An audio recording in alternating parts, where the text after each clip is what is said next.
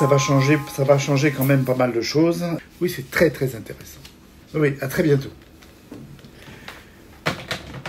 Bon, il faut que je vous en parle, à vous aussi, de ce travail qui provient d'une équipe française du CHU d'Angers. Qu'est-ce qu'ils ont fait?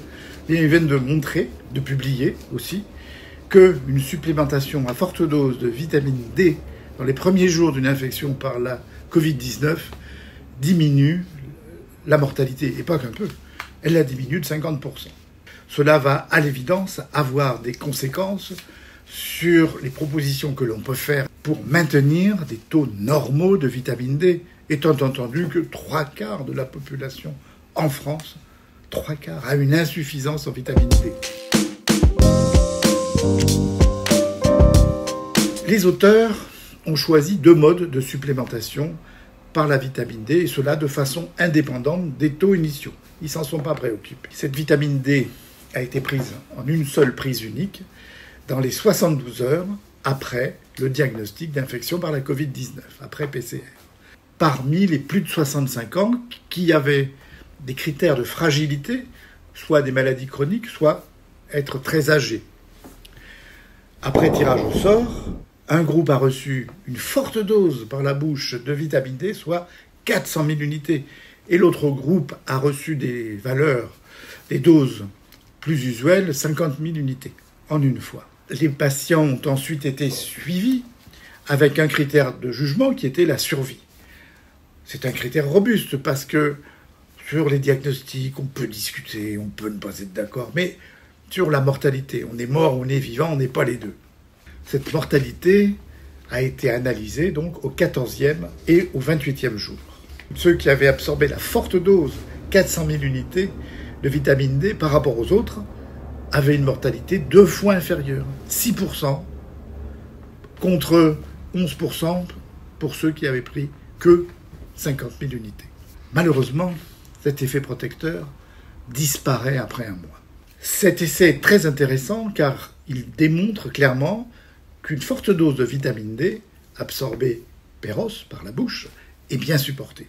Cet effet est protecteur sur la mortalité d'une infection qui est réputée très grave chez ces patients fragiles, qui est celle de la Covid-19. Ces résultats sont d'ailleurs confirmés par d'autres équipes, par d'autres auteurs qui sont au Brésil ou en Inde, et dans d'autres populations, notamment plus jeunes. Cet effet est indépendant du taux de vitamine D initial, encore que, ici, les taux étaient plutôt faibles. Alors, pourquoi ça marche? Il y a des choses qu'on sait sur la vitamine D, qui en réalité est une hormone, et qui agit sur de multiples tissus. Et par exemple, on sait qu'elle a un rôle positif sur notre système immunitaire. La vitamine D renforce nos capacités à nous défendre contre les agents infectieux.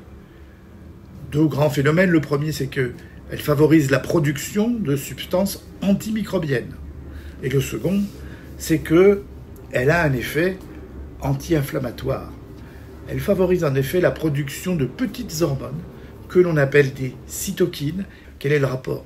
C'est que dans des maladies comme la Covid-19, le système immunitaire peut s'emballer. On a parlé d'orage inflammatoire, d'explosion inflammatoire. La vitamine D limite cette explosion, cet orage inflammatoire. En dehors de la mortalité, d'autres équipes, cependant, ont remarqué que l'adjonction, la prise de vitamine D, pouvait raccourcir le délai de guérison, notamment pour la toux, et que cela peut sans doute avoir un effet dans les Covid longs. D'abord, la vitamine D, en une prise unique à forte dose, est bien supportée. Administrée précocement après le diagnostic de la Covid-19, elle réduit incontestablement la mortalité, et indépendamment du taux de cette vitamine D.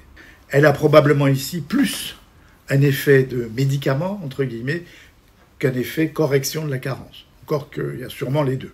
Seulement, cet effet protecteur diminue après un mois, il disparaît. Et que cela pose la question de continuer la supplémentation en vitamine D.